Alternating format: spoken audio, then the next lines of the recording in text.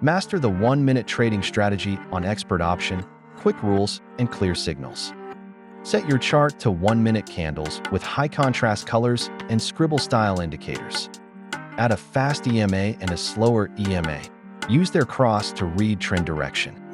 Mark recent support and resistance. Confirm setups with volume spikes before entry. Entry rule: enter on candle close after EMA cross and confirmation candle.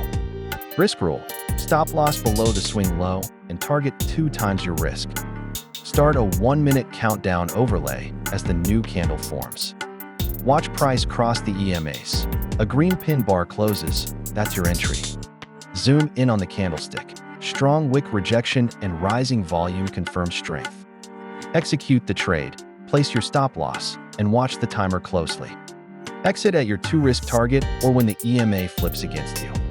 Practice this on a demo account until consistent. Open an Expert Option demo and try 3 trades daily.